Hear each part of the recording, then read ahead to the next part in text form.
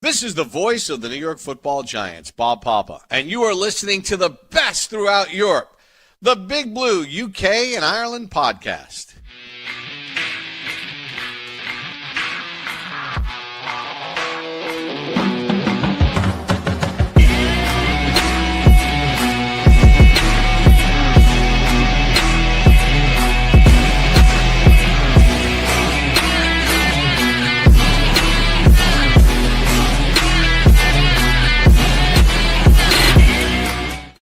Welcome back, Giants fans, to the latest edition of the Big Blue UK and Ireland podcast. As always, proudly in association with Andy's Man Club. Lads, remember, it is okay to talk. And tonight we are 80% British, 20% Irish. And as always, we are still 100% Giants. Happy New Year. 2026 is upon us. So for the first time in what feels like forever, it's a full house to round out the season. And for the second time in as many weeks, the Giants win.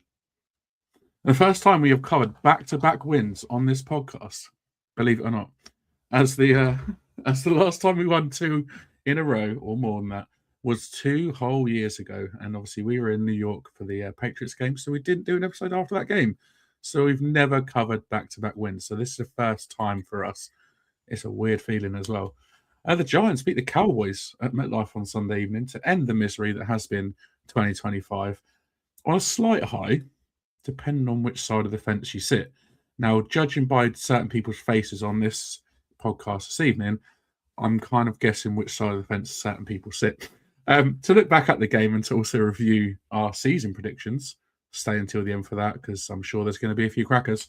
I'm joined by Shane, Kev, Craig, and Aaron. Boys, Happy New Year. How are we doing? Yeah, not bad. Standard New Year, went out, got pissed, had hangover, and Giants got another fucking pointless Week 18 win. Same old. It's what we do. Win when we don't need to. It's good New Year, good Christmas, good New Year and everything. The Giants just continue to disappoint. But we're going to get into a lot of stuff on here, and I'm really interested to see these preseason predictions now. I have no idea what we did. I can't remember at all. I haven't gone back to look at anything.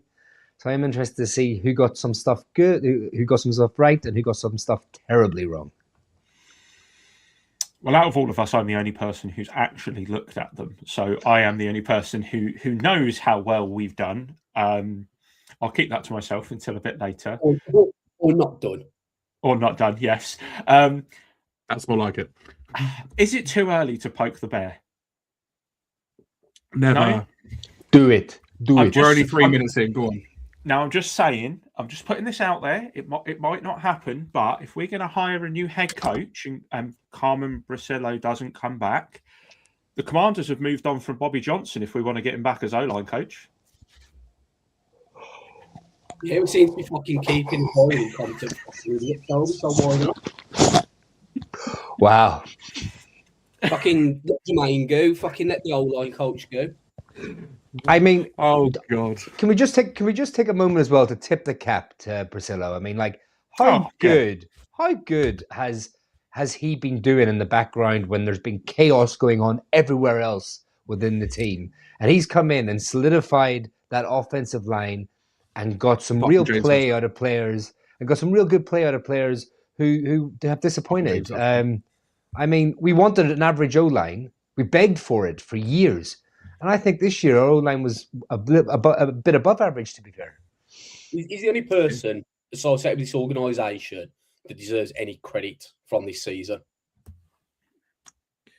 I mean, I don't want to stop Aaron. I don't want to stop Aaron from telling us how he's doing. But I would make an argument for Charlie Bullen, not as a defensive coordinator, but back in the outside linebacker room. Sorry, Aaron. Yeah. Happy New Year. Happy New Year. New Year, same old Giants, right?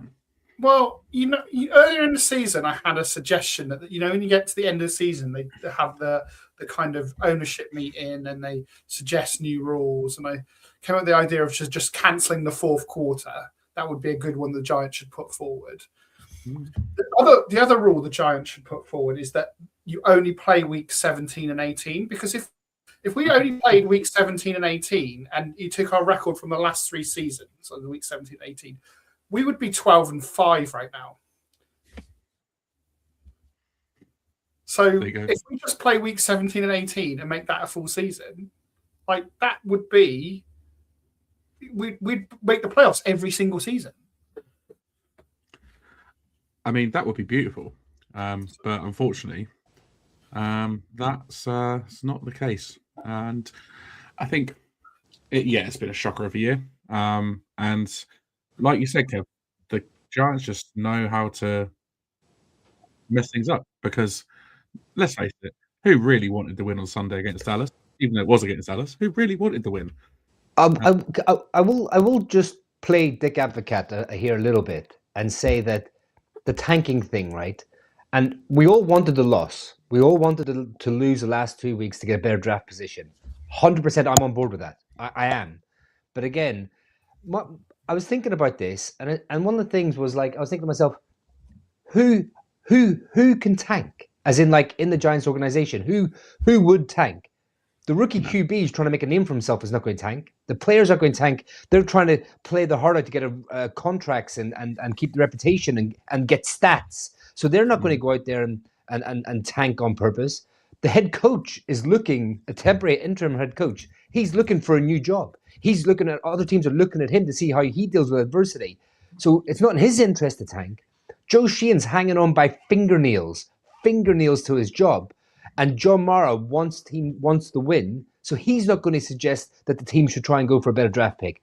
So although we all want it, I do think sometimes fans and the actual organization, we live in two different worlds. We really do. And although we want the better draft position, and it's in our interest to lose those games, I 100% agree with that.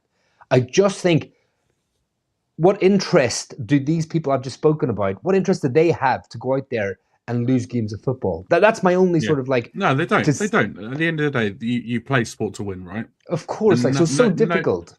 No one in their right mind is going to go out there and go, I'm not going to give 100% today because I want to lose the game. You try telling Jackson Dart to go out and throw 100%. Picks and to turn the ball over and not get the first down. And like I said, I'm just sort of like not sitting on the fence, but like I said, I'm just playing Dick Advocate a little bit and just saying that, like, you know, although it's what we want and it's in the best interest, like, other teams do it. I get that, but they're safe. They know what QB they've got. They know their job's safe and all this, like, and they've probably got owners who are on board. But we don't. Unfortunately, the Giants organization, we don't live in that reality, and it is frustrating for fans, and we can bitch and moan about it. Of course, we can, because that's what fandom is all about. But just look at it from sort of those people's point of views as well, is what I would say. Yeah, massively. Like I said, you know, sportsmen and women go out to win. They don't go out to come second best or just compete. They go out to win, and never in a million years they're going to go out on that field and not give 100%. Why didn't they fucking win the previous 16 weeks then? Because we're shit. Whether that's down to the playoffs or not is another thing. I'm sure there's plenty of other reasons why we went out and lost for 13 of the previous 16, 17 games or whatever it was. But yeah, I mean, we can talk about tanking all night, but we know it's never going to happen. And like I said, the Giants finished the season off with a 2-game win streak, their first 2-game win streak in 2 years. So it's nothing to be sniffed at, really, unless you sit on the other side of that fence. Shane's loving love, as you can see. We'll get into the game. Yeah, we'll get into the game shortly. And it was a nice. As a fan, it was a nice way to end the season. Beating the Cowboys at home, I'm not going to complain too much about that. If you are watching live on YouTube, X, or Facebook, get involved in the comments, as plenty of you have been doing already. Send us your questions as well, and let us know what you think of our season predictions at the end, because like I said, there's going to be some crackers. Don't forget to like the episode, subscribe to the channel if you haven't done already, and for audio listeners, leave us a review on your podcast platform of choice. As there are 5 of us, leave us a star for each and every single one of us. 5 stars would be fantastic. Thank you very much. As usual, we are going to start off with the latest news. Not that there is much after the season has ended. we expected there to be, well, some of us hoped there would be some big breaking news over the last day or so, but it hasn't happened. So, Craig, over to you with the latest. I'll fire through this because it's, like Dan said, it's little tidbits. We do have confirmation of our 2026 opponents now that the regular season is over. We'll have the usual road home games against our divisional rivals. We face the entire NFC West. And the AFC. Oh dear. Yeah, and the AFC South. Oh Not dear. So bad. Not so bad. As well as the same place finishers from the AFC North, NFC South. Thank you, schedule gods, for giving me the Saints yet again. That's going to go down cracking in the household. And is that 4 years in a row? Is that 4 years in a row? It feels like it. And the NFC North, 9 at home, 8 on the road, along with the rest of the NFC, and potentially a chance to maybe play an international game. You never know. Home opponents are the Cowboys, the Eagles, the Commanders, the Cardinals, the Browns, the Jags, the Saints, the 49ers, oh good God, and the Tennessee Titans. And here's where it gets really bad. Road opponents, the Cowboys, the Eagles, the Commanders, the Lions, the Texans, the Colts, the Rams, and the Seattle Seahawks, the place that we had our previous away win before we went to the Raiders last week. Not ideal, but as we know, with parity in the NFL, things can change quite a lot. You only need to look at a few of the teams that have missed out on the playoffs this year and teams that have made it. The only other bit of news really is maybe some concerning news around Malik Neighbours. He tore his ACL back in week 4, and he gave a sort of update to his recovery while he was at his locker. And it might seem that we might not see him to begin the 2026 season.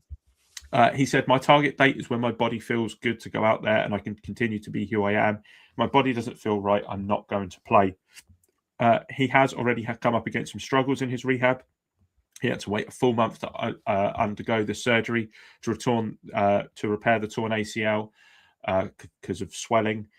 He had said, "I had a lot of messed up in my knee, which sounds like it wasn't a straightforward one." He also apparently was spotted with a crutch or a cane at the home closer, so not a good sign. This will ignite questions about whether we need to get a new sort of 1/2 receiver in either free agency or the draft.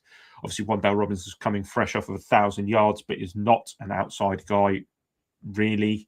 He can do it, as we've seen, but it's not ideal. And he's also a pending free agent, and Darius Slayton hasn't really lived up to his contract billing. And the less we say about Jalen Hyatt, the better. Yeah, I hope he's not on the roster next year. We will hear more about Jalen Hyatt when we get to predictions later. Oh, good God. That's all I'll say. But speaking about the opponents, like, it's quite interesting. Like, someone posted there about, the Daniel Jones revenge game. That's if he signs with them again, because he is a free agent. I'd be interested to go back. But I'm really interested to see, we go up against the Saints and Tyler Shock. We go up against Titans and Cam Ward, and the Browns and Shooter Sanders. So it will be kind of interesting to see how the second-year quarterbacks are sort of like play each other on the field. I have no idea if the Browns go with Shedeur Sanders. That's going to be a big one. I take it the Seahawks wins a lot because Kev's going to go out for it again. Kev's going to go out and get that dub for us. That's it. I'm going to start the GoFundMe page now. 11.5-hour flight. Start the GoFundMe page, yeah. It's a pretty scary looking road schedule there. None of them are easy games, really, are they? None of them. Even the obviously Commanders, we know what they're like, but the Lions, they're going to look to bounce back from this season, probably. So yeah, it's not a great looking schedule, but we roll the punches, and this can't wait. We'll see can't wait for the deep dives. Yeah, we'll see what happens. We shall see what happens. All right, let's move on to the game then. Yes, we've got to cover the game. As I said at the beginning, the Giants won back-to-back games for the first time in 2 years on Sunday, as Dak Prescott and many of the Cowboys starters were benched at halftime. So it wasn't really a fair contest in the second half, meaning we ran out 34-17 winners. And in the process, broke Shane's heart at the same time and proved that we can't even tank properly. It was our first win over Dallas in the last 10 games, which, it's crazy that we haven't beat Dallas in that long. There was at least one happy man in the building post-game. Owner John Mara was given the game ball 3 months into his cancer treatment as a way to sign off the season. I thought that was quite a nice touch. Another 2 touchdown passes from Jackson Dart meant the end of the season with over 2,200 passing yards, 15 touchdowns, and only 5 interceptions as well. And whichever way you look at it, it's a pretty solid rookie season. 14 games started. And so, averaging just over a touchdown a game through the air and many more on the ground as well. It puts him firmly in the running for Offensive Rookie of the Year, so he is in that bracket. And it cements his place as the Giants' starting quarterback going into 2026, in my opinion. Other highlights from the game, Tyrone Tracy rushing for 103 yards on 18 carries, the Giants' first 100-plus yard runner since he ran for 103 yards again against the Carolina Panthers in Munich last year.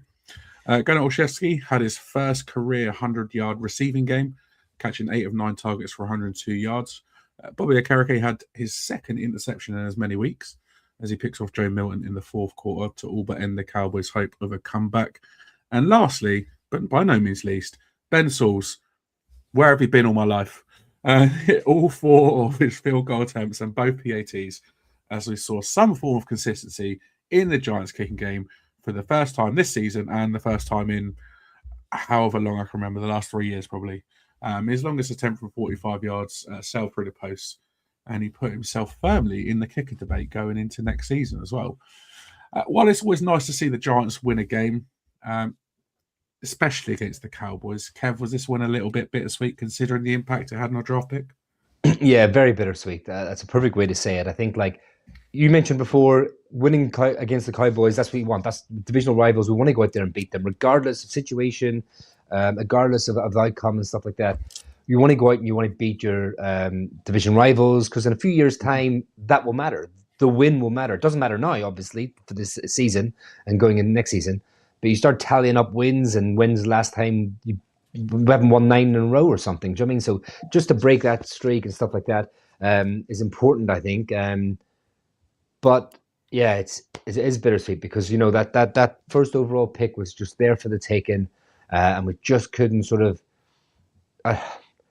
like Shane said, we played so poorly leading up to the last few weeks, and then we started to turn things around. But I mean, a win's a win, and you've got to take the positives, and we'll take the positives from it. My only worry is, like, where's this Bobby Okereke been?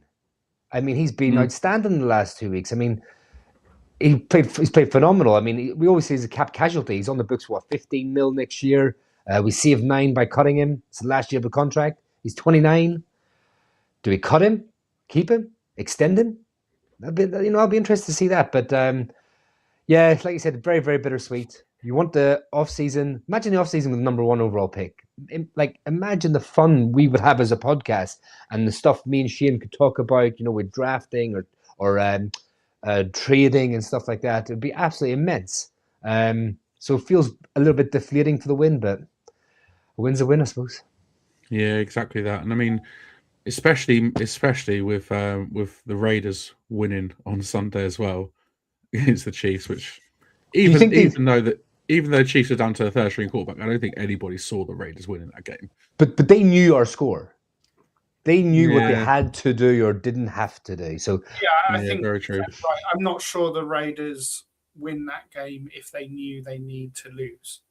The fact that they knew they could beat, if we go into the final game of the season knowing that if we beat Dallas, it makes no difference to our draft position, we go in and try and win the game. And I think that's where the Raiders were. They went into the game knowing that they could beat KC, still have the number 1 pick. So why not beat KC? Yeah, it's very true. Very true. Not every team is a first-class organization. Yeah, it's their first win against the Chiefs in Las Vegas since they relocated there. So that was a sort of chip off their shoulder or a monkey off their back, or whatever you want to call it. Shane, I will come to you because I think I've got to ask you the question. How did it feel to get the win on Sunday? Wait a second, Shane. Can I just jump in here? I want to make sure you understand the question.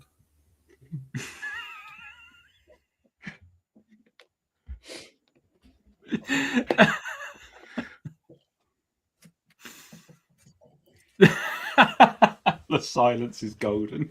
I'm guessing it's a no comment. Trying to think to ensure that I don't offend any potential listeners and other fans, and also try to ensure we don't get cancelled, because I feel like I'm towing that line very carefully, both on Twitter and on here. But it was fucking shit. It was boring. It was pointless. It was completely worthless. I don't want to hear bullshit about winning mentalities and it's important to win. It doesn't fucking matter beating Dallas's second and third stringers. I don't give a fuck that we beat Joel Milton at quarterback. I don't give a fuck that we beat the Eagles 2 years ago, 3 years ago, wherever it was in week 18. What did that do for us for the following season? Fuck all. Like, these end of season wins are so fucking pointless and infuriating. Like, especially after you've had such a shit season. It's almost like genuinely, what is the point of this win? Pride. What's the pride? Where's the pride been all season? I get where you're coming from. It's like Shane. I get 100% get where you're from. It's like we played so bad enough all season to deserve that first overall pick.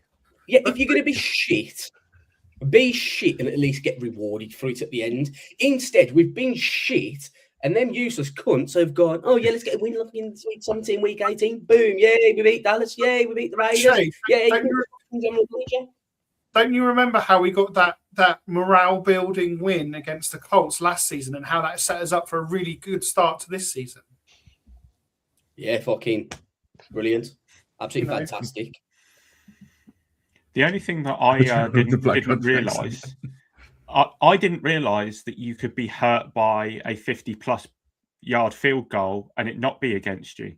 I didn't realise that's how far we'd come in our 50-plus yard field goal stakes, that you could still be hurt by one that wasn't even against you, that Daniel Carlson can kick. The Giants' way of 50-pluses. It's so Giantsy, isn't it? And in the one game, a kicker misses a 50-plus yard field goal against the Giants. It just happens to be probably the best kicker in the league in Brandon Aubrey. Make it make sense. I mean, he nails that. He nails that in the first game, doesn't he? Oh, mate, he nails that in every game apart from this week. The thing is, though, yeah, like, all jokes aside, no Giants fan can sit here or at home or on Twitter or wherever they sit and say it is not infuriating, because it is. Kev's gone, where's this Bobby O'Kerry been in the last 2 weeks?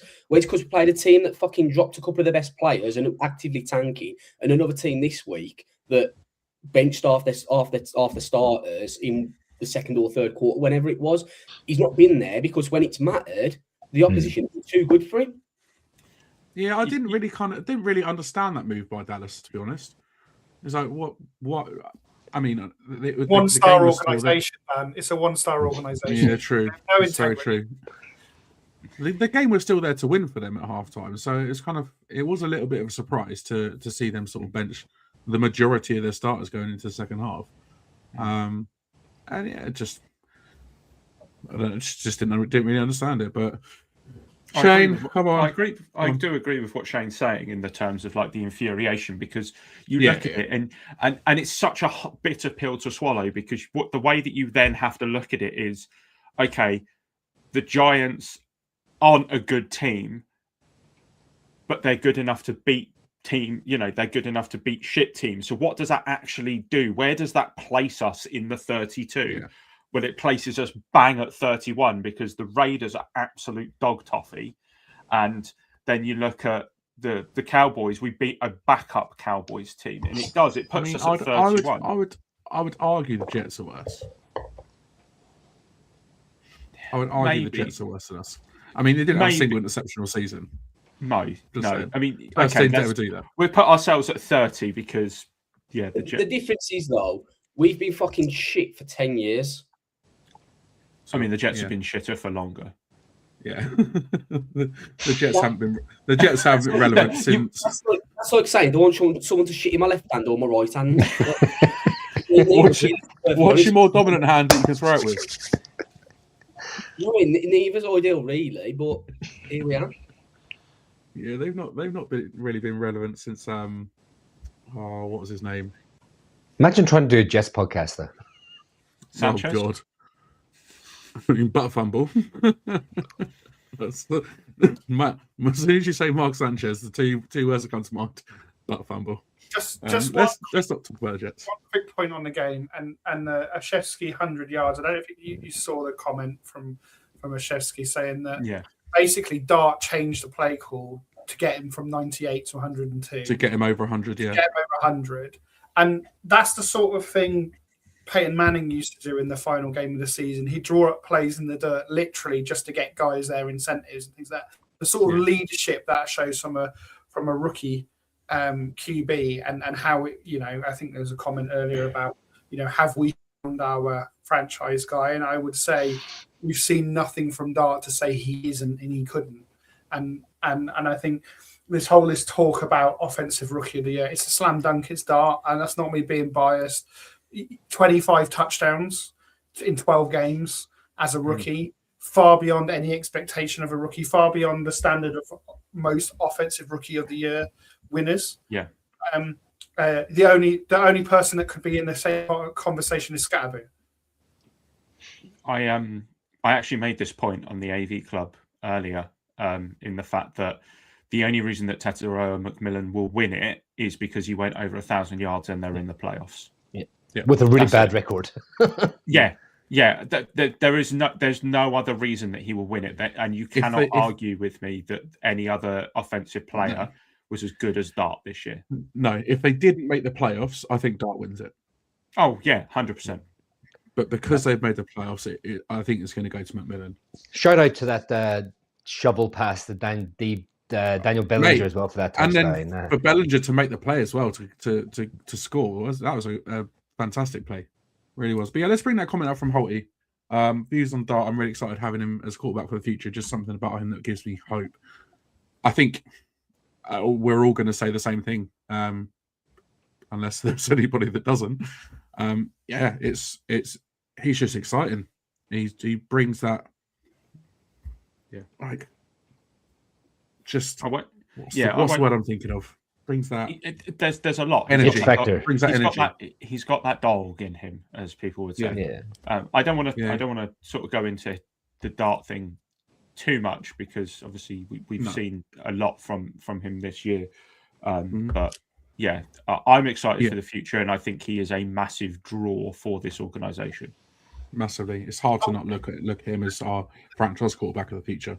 There is one person with a record worse than the Raiders, and there was one person that went 2-15 this season, and that's Sauce Gardner. So Sauce Gardner has an official record of this season of 2-15. So Sauce Gardner should be getting a number one pick. Amazing. He's the only person to have won 2 games this season because he got traded and to the Colts, and then the Colts became shite. The number one pick is more picks than he got out of the Jets. Burn, feel the burn. On that note, Shane, Tankathon, where do we finish the season in the Tankathon update? Oh, well. It could have been worse. It's your segment as well. Like, it's your segment. It could have been worse. Obviously, we went into Sunday, we picked 2, knowing that if we lost and the Raiders won, we would get pick 1. And as Kev said, as Kev kindly reminded me whilst I sat here deep in my thoughts, the fun that me and Kev could have had this off-season with a number 1 overall pick, bombarding these different trades and coming up with all scenarios, ain't fucking happening. So the Giants do what the Giants do. The Giants win in week 18. That meant that they could pick between pick 2 and pick 7 as a result. Unfortunately for us, Tennessee lost, Arizona lost, and the Jets lost. So all 3 of those bumped up above us. So we ended up with pick number 5. Last time we picked 5, Kevin Thibodeau, I want to say. Yep. So that's how it lies. So going into draft season, teams are picking in front of us. We've got the Raiders at number 1, the Jets at 2, the Cardinals at 3, Titans are picking number 4, and then the New York Giants are picking at number 5. I just thought as well I'd just go over a couple of mock drafts that have come out over the last couple of days. There's a couple I'm going to pick out in particular. They're going to be ESPN's Jordan Reed, CBS's Mike Renner, the NFL Stock Exchange, and Todd McShay. There's some interesting draft choices there. So just looking at the first one with Jordan Reed. So he's got Mendoza at 1 to the Raiders, got Moore at 2 to the Jets. He's got Maragoe, the offensive lineman at Miami, at 3. Arvell Reese at 4, and then the Giants at number 5, taking Tate. Basically says that it should be the Giants' main objective to get playmakers around Jackson Dart. Malik Nabs is recovering from a torn ACL. Robinson's set to become a free agent. Tate's a polished wideout capable of executing every branch on the route tree. He's got sure hands, as evidenced by his 17.1 yards per catch this season, which ranked 32nd in the FBS. And he provides Dart with a true deep threat who can also work the intermediate levels of the field. And there's some notable picks from Jordan Reed. He's only Jordan Reed. I'm going to talk about the notable picks. He had Jordan Tyson, who's a wide receiver that we've kind of been linked with early on as well, going right after us at number 6 to the Browns. Kev, he had your boy Jeremiah Love going at number 8 to the Saints. Caleb Downs, he's another one that kind of has been earmarked for us. He had him at 10 to the Bengals. Sonny Styles is the linebacker that has got the key to my heart already. He had him going at number 12. Mansour Delaney had the first cornerback off the board at 18, which I thought was interesting, with Kenyon Sadiq following him right behind at number 19. Again, a tight end is something that might be a little bit too rich at number 5, but would certainly be in play if we were able to move down. And then the last one I just wanted to mention, a guy that I know Aaron and myself are kind of higher on than what some people seem to be, and that's Denzel Boston, the wide receiver out of Washington. He had him going at number 23. So the next one is Mike Renner. Interesting. Mendoza at 1, Moore at 2. He had the Edge Bailey at Texas Tech going to the Cardinals at 3. He has Reese going at number 4. Has anybody seen Mike Renner's mock draft? No? Okay. So at number 5, he has the Giants taking Edge out of Auburn, Bulk, which I thought was a bit strange, but interesting. Something I wouldn't really be a fan of. He basically sums it up by saying that Falky may be listed as defensive end, but his body type fits more of a defensive tackle. 6'6", 285 pounds. He's a Calais Campbell-esque tweener who's already a handful in the run game, and you'd be looking to slot him next to Dexter Lawrence. So I suppose in that argument, I can see. I know Peter Woods is a defensive tackle. I'm quite high on, but I don't think I'd take him at 5. But I don't know what your guys' thoughts would be on an edge going at 4, an edge, so to speak, going at 5 and then playing him at defensive tackle. Yeah, so for me, it's going to really depend on who we bring as a head coach and what defensive scheme that we play. But I've had this idea of moving back to a 3 front, with Dex being a true nose, and then if you could have a tweener guy as your 5 tech over the tackle, I think Kayvon Thibodeau would make a great 5 tech as well. And then you have Burns and Carter as your outside linebackers, as your 5-man threat. If we go that route, I can see that kind of edge rusher / tweener 5 tech going. If we don't go that route, I can see us taking a more traditional defensive tackle, more of a 3 tech, or even a 1 tech and move Dex to 3 tech. I think he's athletic enough to play the 3 tech. But it's really going to depend on our defensive scheme. Yeah, that's a massive thing, isn't it? Over the coming month or so, it's head coach, but the defensive coordinator is just as key, I think. So I know that Kev's going to speak about some coaching stuff, but Kev, before you do, I just want to do some breaking news, if that's okay. The Giants are interviewing Kevin Stefanski tomorrow. Sources tell Mike Garafolo and Ian Rappaport. I think that's the first official head coach thing. I've seen Vince Joseph if he's meant to get interviewed this week. Yeah. I love that. Stefanski's like very, very high on my list, to be fair. He's very low on my list. I don't get it. It's the Browns are cursed. The fact that he got coach of the year twice under that organization and got them to the playoffs is an absolute miracle, to be fair. Brian Dable got coach of the year, and the Giants have always been worse the last 10 years. Yeah, well, he done it twice. He got coach of the year and got the Giants. I'm just not on the Kevin Stefanski train.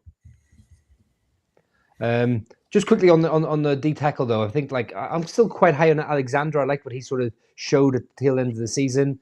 Is he a full 3-down D tackle? Probably not at the moment. So I'd look to bring in something more of a run stuffing, true sort of interior defensive lineman, and have Alexander more passing downs. So I wouldn't really go that high for that type of player. You can kind of find them later on in the draft or free agency. Yes, the last couple I'll just rattle them off, and then we'll just talk about it very briefly. NFL Stock Exchange, very much Mendoza Moore 1-2, Fennell at 3, Bain Jr. at 4, and again Tate at 5. They said it come down basically to Tyson or Tate, and I just feel that Tate will be a better complementary wide receiver than to Neighbours than what Tyson will be. And then finally Todd McShay, mixing it up, shaking it up a little bit. Raiders at number 1 take Moore as opposed to Mendoza. He has Mendoza at 2 against the Jets. Kev, he has your boy 3, Love, to the Cardinals. Reese at 4, and then again another one, wide receiver, Connell Tate at Ohio State at 5. Basically just saying that, again, a number 2 opposite of Malik Neighbours, and that Tate was having a monster year before a lower leg injury derailed his season in November. He improves his contested catch rate from 60 to 85.5% in 25, and has been one of his biggest rises of the college season. So obviously, we've got four mock drafts there. 3 of them have got us taking wide receiver, and it's the same wide receiver. All of them seem to be taking as well. And I will get into it more in the season, but I think me and Mayo very briefly spoke about it in our group chat the other day. What's your thoughts on taking a wide receiver at 5 to be a wide receiver 2, not a wide receiver 1 on this team? Me, 100%. I think it's a great idea. I think also with the uncertainty, of Neighbours being Neighbours at week 1. I think we need to hit the ground running next year. If we really want to turn things around, we need to hit the ground running. Slayton hasn't produced to the level that we kind of hoped he would. Bengals has worked well with T. Higgins, in my opinion, is number 1, and he works well with Jamar Chase. I'm all for it, to be fair. We can get more production out of the O-line. We do need to add to it. But I believe having a real bona fide number 1B opposite Neighbours would be fantastic for Dart and for us. Yeah, I have to agree, to be fair. I think looking at the roster as it is, I definitely think receiver is very, very high on our list of needs, and I wouldn't be surprised, in all honesty, to get that number 2 opposite Neighbours, to have 2 top 5 receivers on the offense with Jackson Dart. I think would be fantastic. I think I wouldn't turn that down at all. And it's kind of best player available around then as well. You kind of should go around that area as well. Yeah, exactly that. Exactly. All right then. That's all from Shane. Tankathon done for another year.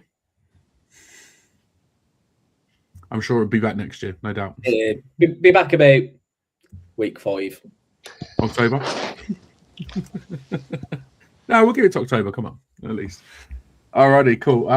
Kev, you want to talk a little bit about the head coaching candidates? I know we're going to go into more detail on our next episode, but you just want to sort of run through the shortlist as it is, and so put together a bit of a shortlist. I won't go into pros and cons. I'll just give you some names. Cliff Kingsbury, Commanders OC, they're parting ways, mutually parting ways. Commanders want to go into a different offensive scheme. He could be available. Vance Joseph, Broncos DC. Jeff Hafley, the Packers DC. Chris Shula, Rams DC. Jesse Minter, Chargers DC. Clint Kubiak, Seahawks OC. Brian Flores, Vikings DC. Although that one would be a lot trickier considering the current legal situation that's going on between him and the NFL, which the Giants is part of. And then, like I said, Kevin Stefanski, the former Browns head coach. A couple other honorable mentions: Mike McCarthy, former Packers, Cowboys head coach, and Louis Anarumo. I can't even pronounce that. the Colts defensive coordinator. I'll go into pros and cons on the next episode about who I really like out of that short list, why there'd be good fits, what the situation is. But those are a few names to keep an eye on over the next few days about who's getting interviews and stuff like that. So Can I derail this segment a little bit and throw something in there? Go on. So we're going to go into it more next week, but we don't know who's interviewing. We don't know who's going to be what, nothing. So I was thinking, if all of us give one name, no explanation why, as to who's your preference right now. And if we do Dan, Kev, me, Craig, Mayo, just the order of the screen.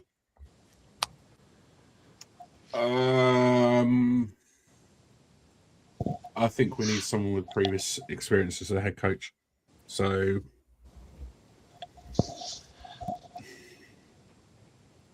Mike McCarthy, fuck it, why not? Mike McCarthy, Kev? For me, I'm going to cheat. I'm going to say Stefanski on the basis that he's been head coach before. Someone who hasn't been. No explanations. That's next week. Just a name. Jesse Minter. Jesse Minter. Okay. I'm Chris Schuler. Craig? Kubiak. Kubiak, sorry. Yeah. Mayo? Mine's Schuler. Schuler.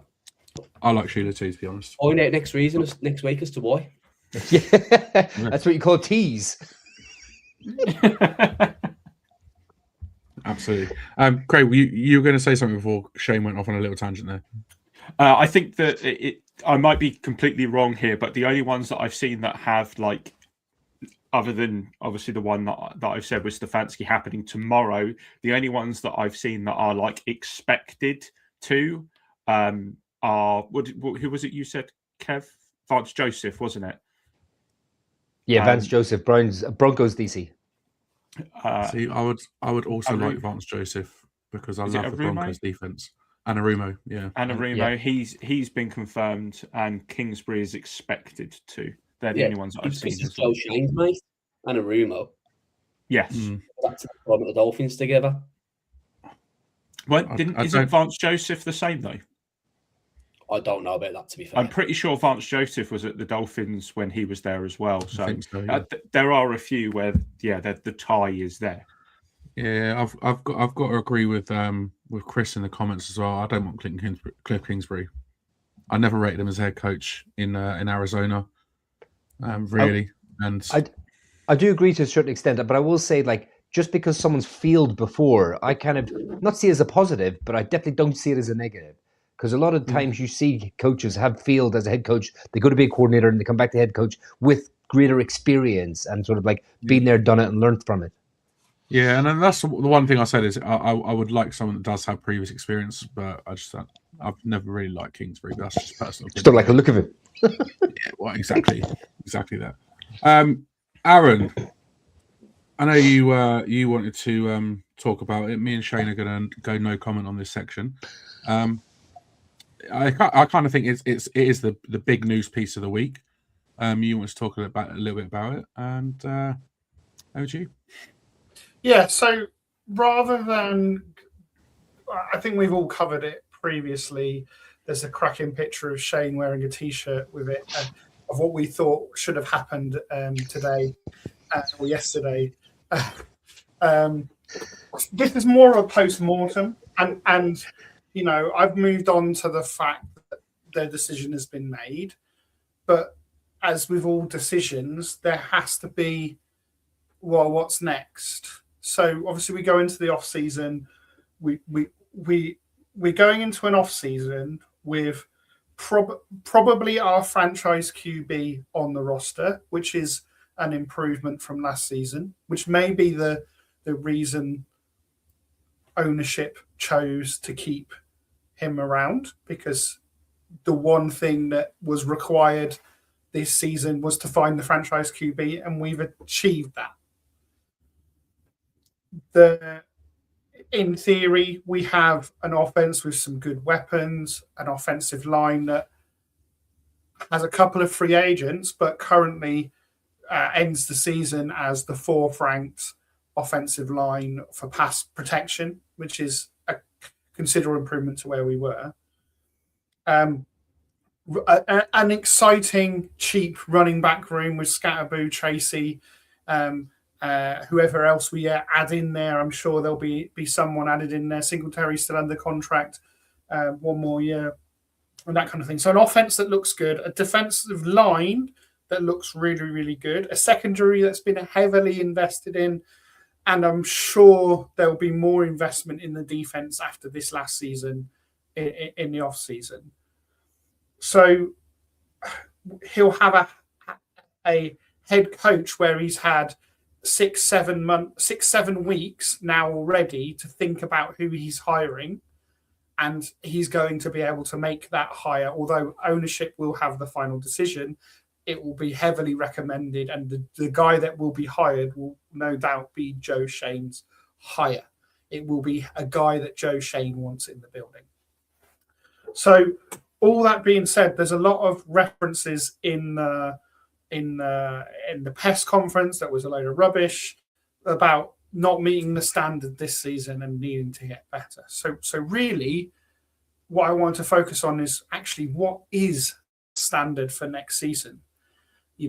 5-12 next season, an improvement in results, in record, is not going to cut it. So regardless of the head coach coming in and any extension, Joe Shane mentioned herself, extensions don't necessarily make you any safe with some of the guys that we've been fired this week. Terry Fontenot from the Atlanta Falcons has just been fired after his 5th season as GM. Now, Joe Shane would have to go 15-2 next season to match the record that Terry Fontenot at the Falcons has just achieved over his 5-year tenure in Atlanta. He's come off an 8-9 season and he's been fired. We've come off a 4-13 and a 3-14 season, and we've not fired our general manager. So there has to be a considerable improvement next year. We are in the realms of outliers if you look at all of the GMs in the history of the NFL and all of their records, there's 2 or 3 GMs that have ever got a 5th season with this kind of record. So we're now a couple of those GMs in that pool are Les Snead from the Rams, who has then hired McVay and won a Super Bowl, is the Chiefs GM, who then hired Andy Reid and drafted Pat Mahomes and has won a couple of Super Bowls. But these are real outliers. The chances are that we will be firing Joe Shane end of next season or the season after, because that statistically is likely what to happen. So for him to keep his job this time next season, I think the Giants need to be playing football this time next season, which means we need playoff football. 100%. And playoff football is not the goal, right? Playoff football is just a sign that the team has improved. We want to be winning Super Bowls. We want to be competing for Super Bowls. Making the playoffs, as we did in 2022, we saw how far we were away from winning that Super Bowl by the week after our playoff victory, how far we were away from the teams competing for the Super Bowl. All I'm saying is we need to move to a situation where we are in the playoffs. That is the minimum. However, I am willing to be challenged on that thing. So, people get in the comments if you think I'm wrong. Leave a 5-star review with what you think Joe Shane needs to do next season. Boys, Craig, is playoffs enough, or am I asking for too much? No, I think that is that does feel like what it needs to be. There is one other thing that could maybe sway it if say we get to a winning record and we miss out on the playoffs because the Cowboys and the Commanders or the Eagles, just pip us to a wild card spot or something like that. But if you look at what the Giants have done over the last, say, 10 years, you have to go back to 2016 for the last time the Giants had a positive point differential in the league. And I think that is a very, very good look at looking for complete football teams. And I think if they had us maybe just outside the playoffs, but with a positive point differential, close games, that kind of thing, I think you can maybe make the argument. But I do think the playoffs is like the nail on the head for him. Just kind of related, I'm not going to get into it too much, otherwise Donald Trump will be having me arrested due to the way I'm speaking about an American citizen. But did anyone see the Athletic Dan Duggan? I've not read the article yet, but it's the one that's titled "Giants' decision to bring Joe Shane makes it clear they have no standards anymore." I've not read the article yet. It is on my list to get round to reading. I think that there's a subset of beat writers within the Giants who have not just issues with the Giants, but against Joe Shane. And I do think that those few are starting to maybe let it cloud their judgment a little bit. I'm not saying that. I'm not saying he's wrong. I'm just saying that I think a personal vendetta against somebody who maybe doesn't answer the questions they want them answered isn't the way to write articles. I'll just touch. No, I haven't read the article. I just to me that headline is either clickbait or it's a personal shot at somebody. Usually the Athletic don't do clickbait because they don't have to. No, but it does. I think it's the Athletic writing an headline that the fans want to write. Yeah, I did read it earlier, to be fair. Oh, go on then.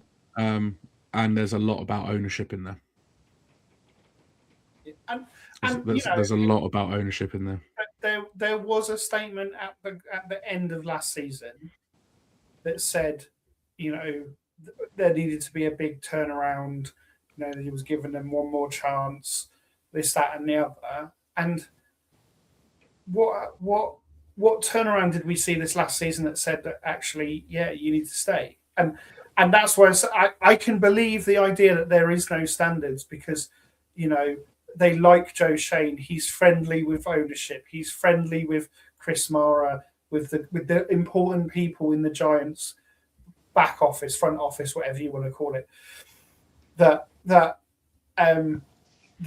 he was able to spin enough of a narrative to say, well, actually, if I just had the right coaching this season, it was about bad coaching. The roster isn't bad. The players are good.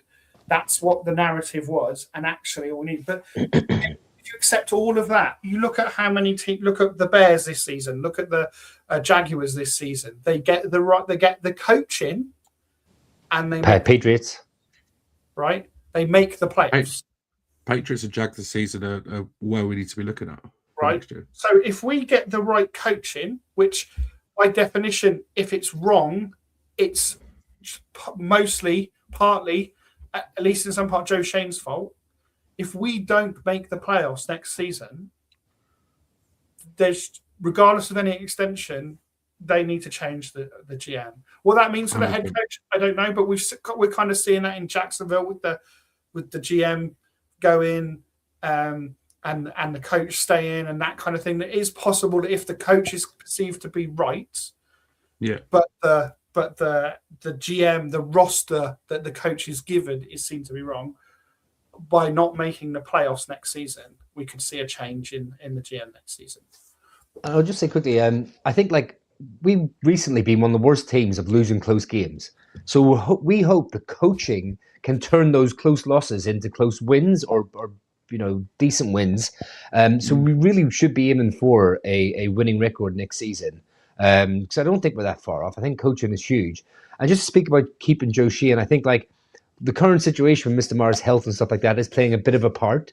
But don't forget, if you get rid of Joe Shane, it's a full-on rebuild. I mean, the scouting department, the front office, the way you draft. It's not just draft picks and free agency that he brings in. You're completely redoing the whole thing. Whereas by keeping him, you have that bit of stability and. From what we can gather, the ownership seem to like what's going on behind the scenes in the way they sort of run the team in the front office and the way they prepare for drafts and stuff like that. So it's massive for him this season, and he needs to show that, he is continuing to do things the right way behind the scenes. But this head coaching hire is huge, and it's on his head, in my opinion. He needs to get this right, and if he gets this right, we could go like that. I really believe it. I think the sky's the limit for us if we get the head coaching right and a few key additions. But then the buck does stop with Joe Sheehan at the end of next season. If we're sitting here next season with a handful of wins, then it is clear house time. We cannot waste Jackson Dart's years now. These rookie contract years, his early years. So this season, and we've seen how quick teams can turn it around in the NFL. It can be done. Some teams can stay bad for a long time, but some teams can turn it around. The teams we've just talked about, Patriots, Bears, the Jags and stuff like that, it is easily done. But that's what I'll say. I think they didn't want a massive overhaul. They wanted to keep a bit of continuity, a bit of stability with someone they obviously believe in him and trust in.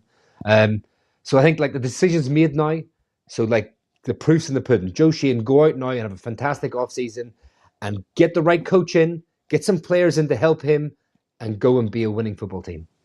I do hope, and I know there's a lot going off the field, and I can't imagine how difficult that is for the ownership group and everything else. I do hope, though, they haven't kept him around because they like the faster Wi-Fi. Just Who knows? Quick question for me, and it's mainly aimed at Dan, Kev, and Mayo, and I'm going to skate around the question very carefully with what I say now. But you guys been Giants fans for near on 20 years. Does the John Mara of 15, 20 years ago make the same decision that the current John Mara makes, if you get where I'm coming from? Well, so even the John Mara 10, 15 years ago, he hasn't got a record of good decisions. So let's not forget that Coughlin was hired by Wellington Mara. Right? So his first head coach hire was McAdoo. Mm-hmm. Right? His first GM hire was Gettleman. Mm-hmm. So his two GMs that he's hired is Gettleman and Shane, and his coaches, McAdoo, Shermer, Dable, Joe Judge. None of them have been good decisions. No. The results have proved that. Yeah. So there isn't necessarily a history of this ownership group getting it right. No. And I go back to when we fired Jerry Reese after one bad season. Not long after we won 2 Super Bowls in the space of 5 years, we fired Jerry Reese after one bad season. And now we've let Joe Shane have 3 bad seasons in a row. We've had in the time Joe Shane's been at the Giants, we've got the 6th worst record across the league, 22, 45, and 1. That's what I'm going to say. I'll just say, again, to come back to the stability. I think in 10 seasons we've had about 4 GMs and 6 head coaches. And I get that. And a lot of people believe that Brian Dable's a fantastic offensive coordinator. He just didn't cut it as a head coach. And yes, the Mara and Tisch families are putting a lot in saying that was the problem. Not necessarily him, but the fact is not having a CEO head coach for this team, that was the issue. And they're basically saying, Joe Sheehan, go improve now. Go get the head coach that we need, get the players in, and get these players coached up to be a winning football team, like I said. Yeah. Before we get into our predictions, which we'll do in a second, the article we're talking about in the Athletic by Dan Duggan, I'll just read the last paragraph, and it kind of says it all, really. This once proud franchise has been driven into the ground over the past decade. With this latest decision, ownership grabbed a shovel and kept digging deeper. Craig, predictions. Let's do it. Oh, this is going to be... Come on! Mid-August. I'm so excited for this. Because I just want to see how bad it is. Oh shit! It's 9:30. Sorry, lads. I'm going to have to go. It's 9:30. I'm sorry. No one needs to hear these. You can just miss mine out. It's fine. It's a bedtime, Shane. Shane's only leaving. Oh, he's mucked up the. Oh, it's just. Oh. He's only leaving because he knows how bad 2024, the 2024 review was, and the fact that we never let him live down the Deontay Johnson whiff. That man still owes me 150 tackles. Good luck. You ain't ever getting those 150 tackles out of him, mate. So back in August, we gave our Bolden season predictions. Gave them across 2 weeks. I think it was after 2 playoff reviews. Oh, not playoff. Sorry, we don't do those.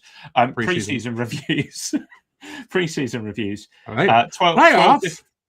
12 different key categories, 3 bold predictions, 1 offense, 1 defense, and 1 overall. We'll start with the hardest and normally the most embarrassing, which is the bold predictions. 12 bold predictions, and 1 of them came true. We actually do have a hit. We have a 1/12 hit rate here. Let us know in the comments which is the worst.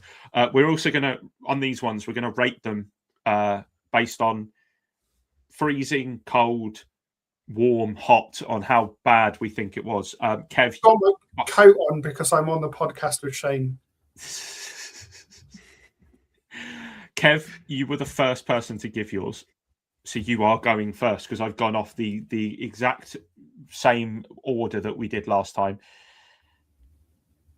Kev, your first was Marcus Bowe and Evan Neal will start at least 12 games between them. Bowe started 3 games and Evan Neal didn't start a game. Shane, Evan fucking Neal. Active. I thought he was starting. I thought he was starting right guard. So what are we saying? Are we saying freezing on that one? Like get the eating on. I mean, it's pretty bad. Yeah, my bad. I mean, three. They started 3 games between them. Kev went with 12. I'd say it's borderline freezing. Shane, you're up next. These are offense, by the way. So Shane's isn't quite. Say again. Bad. This is offense. These are the offensive ones. So this isn't quite as bad, I don't think. You said that Neighbours would lead the NFL in yards and touchdowns. And I'm actually going to tie in Aaron's because he said Neighbours would win 2/3 of the Triple Crown, which is yards, receptions, touchdowns. Now, when he was injured in week 4, he had 271 yards and 2 touchdowns, which puts him on pace for the season for 1,151 yards and 9 touchdowns. He would have had 77 receptions, Aaron, on that pace. So I don't think it's fair to say freezing. But in the same sense, I don't think it's fair to say warm because I don't think those prorated numbers would be close. So I think cold. Yeah, I mean, that would have put him. Well, how many yards did you say? Where was he 1,100 after week 3? Because he got injured in week 4, so you got to take the 4th game out. After week 3, where did he rank in those stats? I think he was first in 2 of the 3. Yeah, but he was also first after a ridiculous performance from Russell Wilson. So you have to take it in the fact that there were 3 quarterbacks. So he might have been first, but I don't think if he had played Jameis for 1 week, he would have won all 3 categories by a landslide. Did you say 77 receptions? That would have put him tied 21st overall. 1,151. 1,151. That would have put him 9th. And 9 touchdowns. That would have put him tied 8th. So it's close. Yeah. Lukewarm. Not, but yeah. That's a good. Yeah. Between cold and warm, tepid is an okay word. I like that. Room temperature. Can everybody get their warmest of warm coats on for the most freezing cold take of all of this potentially? I said that Russell Wilson would be the fourth Giants quarterback to eclipse 4,000 yards.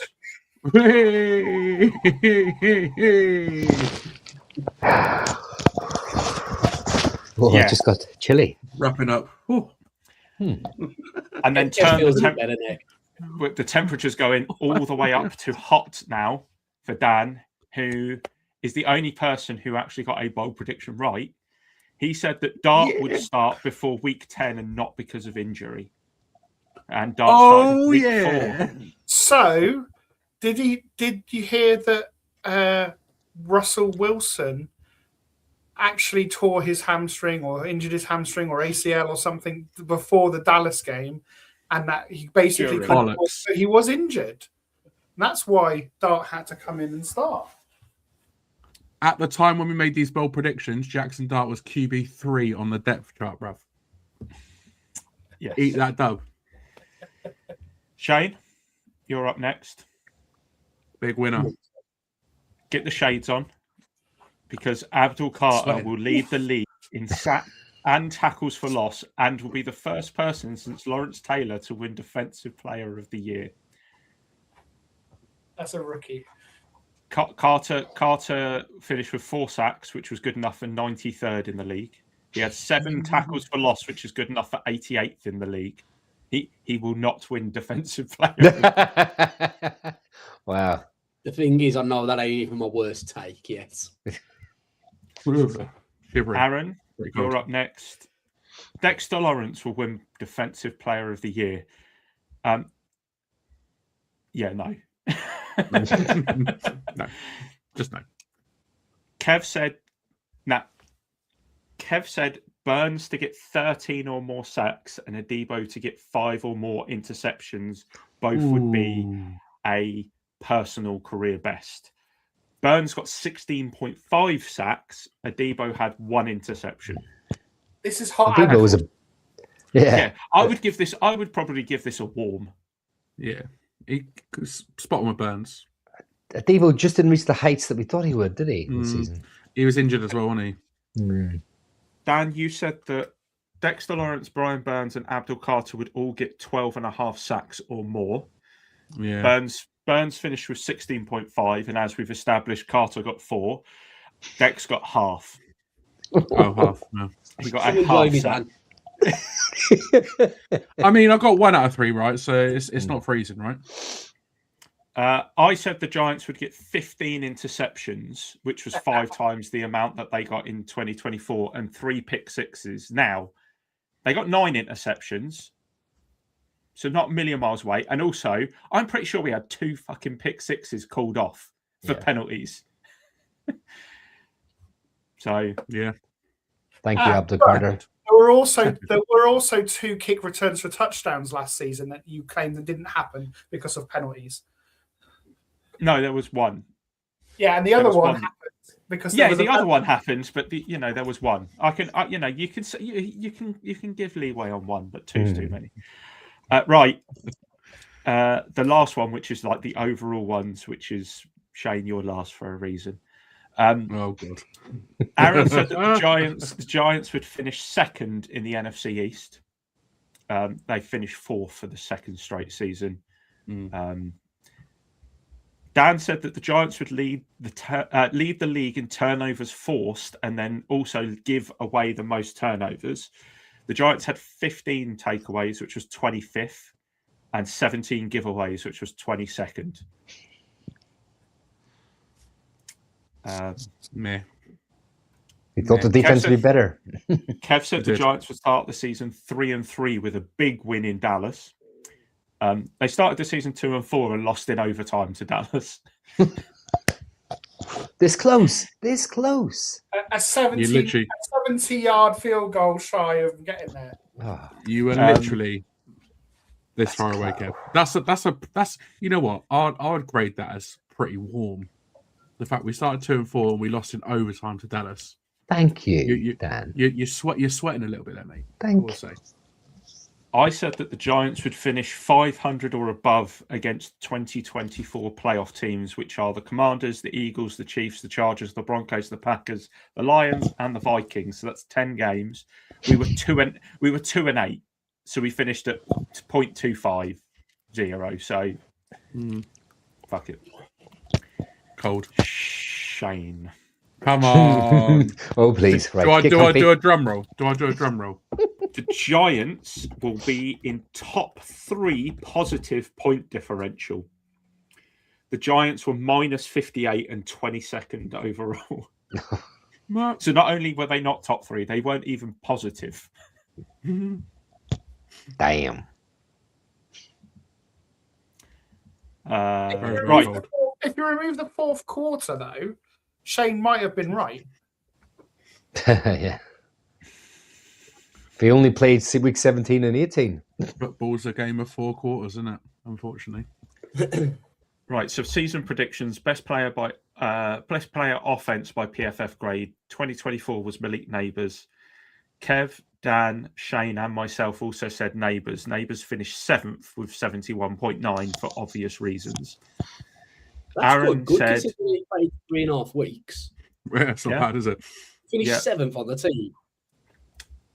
Aaron said Andrew Thomas, and Andrew Thomas is the highest graded offense player. He had a 90.3 on the season, which I think is Mayo. Phenomenal. Best defender Just stay by healthy. Yeah. Best defender by PFF grade 2024 winner was Dexter Lawrence. Aaron and Kev, you both said that it would be Dexter Lawrence. Dan, you said Paulson Adebo. Shane said his boy Abdul Carter, and I said Brian Burns. Adebo was 18th with 58.4. Carter 3rd, 74.7. Dex 2nd, 75.6. And Burns was top 75.8. So I smashed it.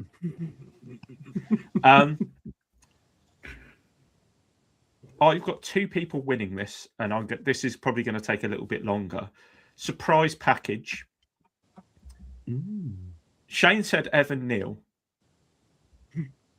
Surprise package. I did caveat it though. He's either going to surprise me by being amazing or surprise me by not doing anything.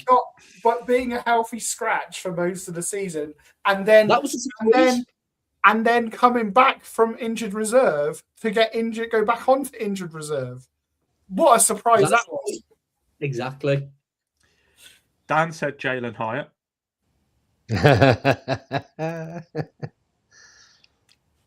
I didn't say a surprise in a good way, did I? Well. So I think both of those are cold. I might have to fight my own case. Jalen fucking Hyatt. Jesus Christ. I think I have...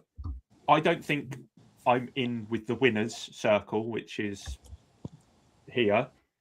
But I think I have a slight case with Roy Robertson Harris. I don't think he's been too bad, to be honest. Yeah. Solid. Now, pretty solid, yeah. That man, I don't think we need to ask who he said would be a surprise package, because I think he caveated it by saying it gives him a surprise package. This man said Cordell Flott. So I'm going to give you 2 offensive and 2 defensive names and see if you agree with the 4 that I chose, and then let you decide between yourselves. Offense, I said Scatterboo. 80.5 overall grade, was on pace for 800 yards and 10 touchdowns. I think that is a surprise. I also said Jackson Dart, 24 total touchdowns in 13 games, counts as a surprise package. So I think you could give it to either one of those offensively. I don't think there's anybody else you could really say. Maybe Gunnar Olszewski, but not in that sense. Yeah, he came later in the season, didn't he? Defensively, I said Darius Alexander would be I would count as a surprise package. 15 pressures, 4 sacks in rotation as well. And then Flott, 69.6 coverage grade. He had 1 interception, allowed 1 touchdown, and his quarterback rating allowed was 71.0, which is 15th in the league. So I'll give you both that, to be fair. Dan, Shane, are we saying that they both get winner circle for that? Yeah, I agree. Well done, Aaron. Well done. Because, I mean, nobody expected that from Scatterby, right? Nobody expected him just to come out and be an absolute fucking dog. No, I mean, we knew he would be, but I don't think anybody really sort of expected him to have the impact he did. And Flott was just CB1 on defense this year.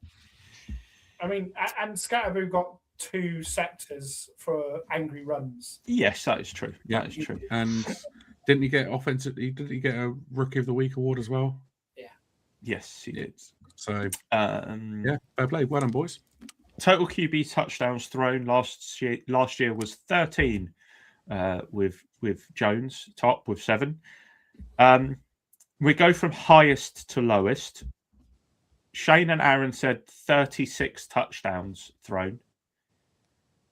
Dan said 30. Kev said 28, and I said 26. And there were 21 touchdowns thrown by the 3 quarterbacks that were in this year, which is an improvement on 13. I'm just saying. Yeah, I think for me, I was more surprised with how many rushing touchdowns we got. Yes, we did get a lot more. And our number 1 receiver was out for most of the season, so you know. Speaking of that number 1 receiver, he had the most touchdown receptions in 2024 with 7. Dan, myself, and Aaron all said that he would repeat that. Kev and Shane went for somebody who has been described as thick and girthy in Theo Johnson. And Theo Johnson was top with 5 touchdown receptions. Wandale had 4, Neighbours and Scatterboo had 2. They were the top 3. He was. Shane remembers it quite well. What did they say about him, Theo? Was there anything else? Was it has length and girth? Yeah, I think that was it. The thing is, how infuriating was he this season? I mean, on first and second downs, he would pluck up in the air in a really badly thrown ball or whatever. But then when it's like 3rd and 7 and he's wide open and it's an easy catch, then he'd have a drop and then we're punting. He was just so infuriating sometimes. So most receptions was Malik Neighbours with 109 last year. Neighbours had 18 this year for obvious reasons, and Kev, Shane, and Aaron all went for him to repeat it. Dan and myself went for someone a little slotty called Wandale Robinson, and he was the leader with 92. Whether that would have been the case if Neighbours was healthy or not is another. He was on pace for 77. Let's just say. Yeah. However, let's go back to the previous one. Who had the highest graded receiving grade, ignoring minimum snaps? Let me skew the stats to fit myself. So, yes. So let's say who had the most yards per route run as a receiver this season for the Giants? Jameis Winston. 33 yards and a touchdown on his 1 route this season. Beast. What a legend. What was. Right. Most rushing yards was Tyrone Tracy last year with 839. Kev, Aaron, myself, and Dan all said Tyrone Tracy, who was with 740. Shane said Scatterboo, but as I've already alluded to, he was on pace for 800 yards. So I think that it's probably Shane's warmest cold take he's had. Yeah. Total tackles, 2024, Michael McFadden with 101. Kev, Shane, Aaron all said Bobby O, who was the leader, 140 total tackles. McFadden was 29th with 2. That was mine and Dan's prediction on that. He had about 2 snaps, to be fair. Good say, who predicts him getting injured in the first quarter of the first game? Yep. Most sacks, we've already said. Brian Burns had 16.5. Carter had 4. Dan and Shane said Abdul Carter, and the rest of us said Brian Burns. So we saw that one coming. I had hope for your boy, Shane. Most interceptions. This should be fun. Kev, Aaron, and Dan said Paulson Adebo. I said Javon Holland, and both of those had 1. They were close. Shane said Tyler Nubin, who had 0. And then Drew Phillips and Bobby were top with 2. So I think we can just null and void that entire selection there. I think you can null and void it if you pick someone that actually got an interception. But if you pick someone who didn't, just go in the freezer, go outside. Again, shit in the left hand or shit in the right hand. And piss in my face. Whoa. Jesus. I mean, it's 10-10. Jesus Christ, we're getting it raunchy now. Turnover differential. So we had -8 last year, and we all went, screw it, we'll all go positive. So the actual was -2, and Dan was the closest with +1. Nice. I said +2. Kev said +5. Oh. Aaron said +10. Oh, God. Shane said +14. And finally, team record and point differential. Oh, God. Oh. Should we go from worst to best? No. What As you in... the worst take or the worst prediction? The worst take. So, as we know, 4 and 13 -58. The closest was myself. I said 6 and 11 -48. So I wasn't far off at all. After that, I think it was Dan who said 8 and 9 with a -1. Aaron said 8 and 1 and didn't give a point differential. I listened to it multiple times to try and see if he'd snuck it in somewhere, but no, he hadn't. Kev, you didn't give a point differential because you had given me yours previously, and we decided to do the point differential when we were live, and you said 9 and 8. I'm going to give you Shane's point differential first. +169. This is going to be off the back of my bold prediction. +169. +169. Wow. I don't know if a team Shane, got +169 this season. This is what I'm literally just going to check right now. Shane, any team actually.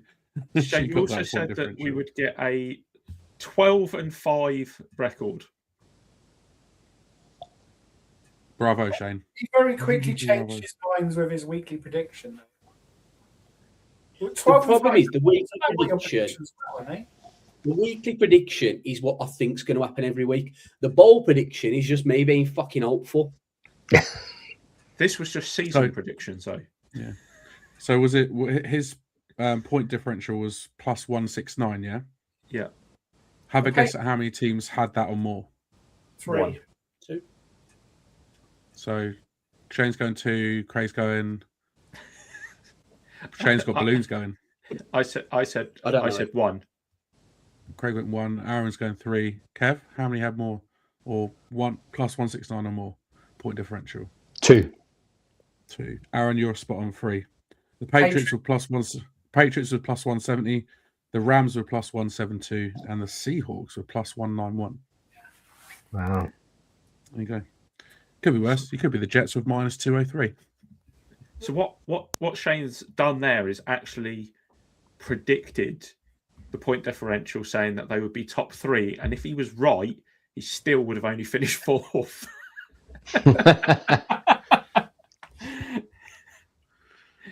But we might have taken some points away from New England if we'd beaten them, and then he would have gone above New England. So I can give Shane that one if we got it right, but we didn't. Nice.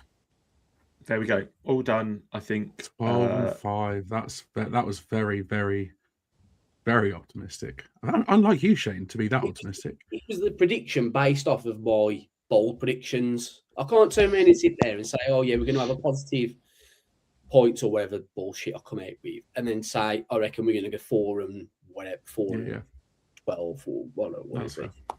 That's fair. We probably could have got away with a bold prediction of us going 4 and 15 though. 4 and whatever it is, 13. That would have been a bold prediction. Yeah, I mean, you know what? All I'm going to say is big winner. So I've already made progress on my bold prediction for this year. So in the chat, I did say we would get 5 wins this year, and we've already got 1 this year. So I'm already well on my way of achieving my bold prediction for 2026, which was the Giants at least 5 wins. For this year, did you mean the calendar year, or did you mean the season? You can't change the goalposts now. I know. Calendar year. Calendar year. Did you specify that? There will be 5 Giants wins or more in 2026. Yeah. Right. Don't have that much hope. I'm not holding that much hope at the moment.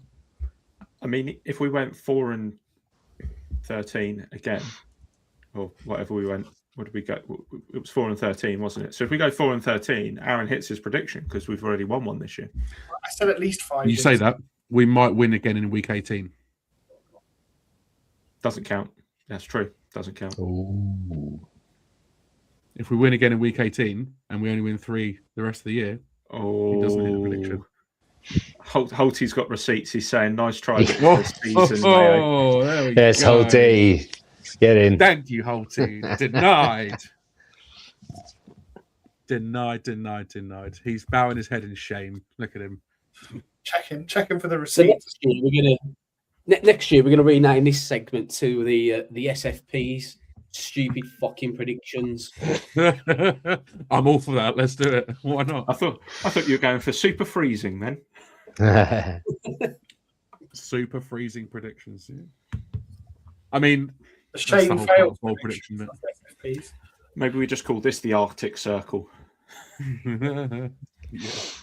It wouldn't be bold predictions if it wasn't funny, right? Exactly. There we go. Alrighty, that was a nice way to round out the evening, because unfortunately that is all we have time for.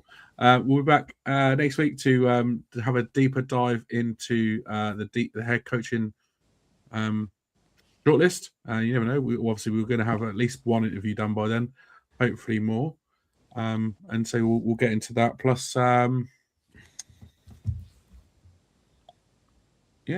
what else are we doing next week? Head coaches and some other stuff as well.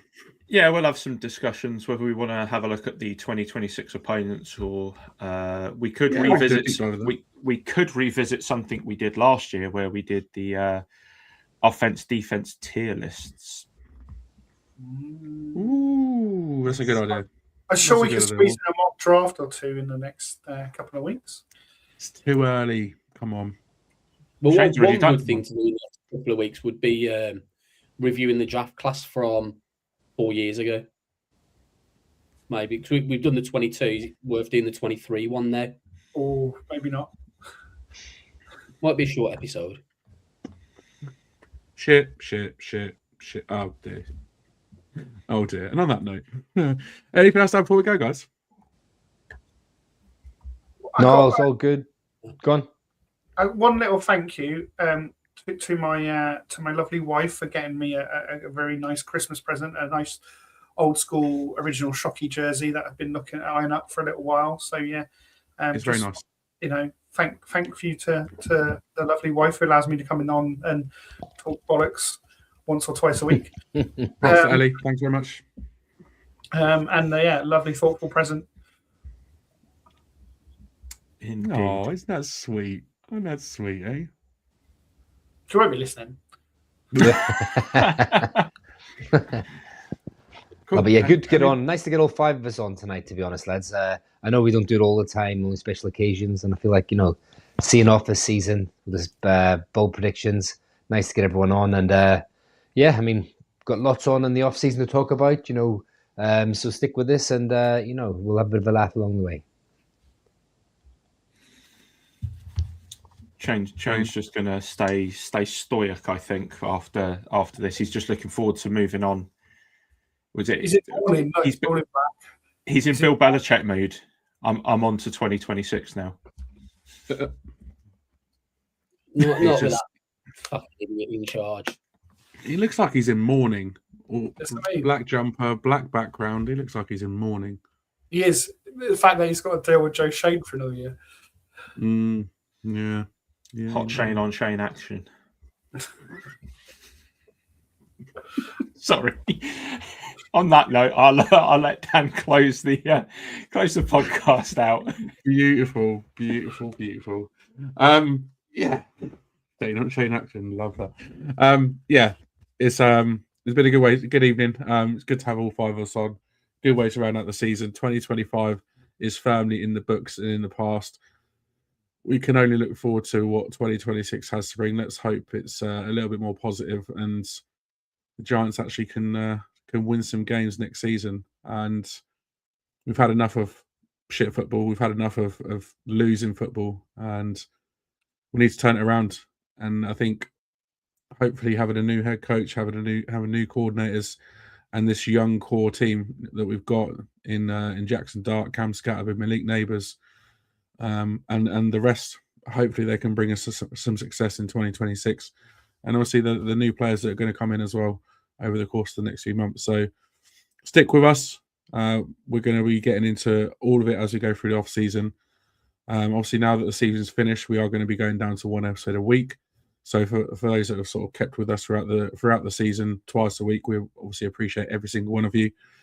Stick with us through the off season. We'll bring you plenty of Giants content, plenty of draft build up, cover all the free agency. We'll cover the scouting combine, you name it, and everything up in the lead up to the draft. Plenty of mock drafts will be done as well, no doubt. But everyone that got involved in the comments this evening, we appreciate you as usual. So thank you very much. And my thanks as ever go to Shane, to Kev, to Craig, and to Aaron for joining me. We're signing off.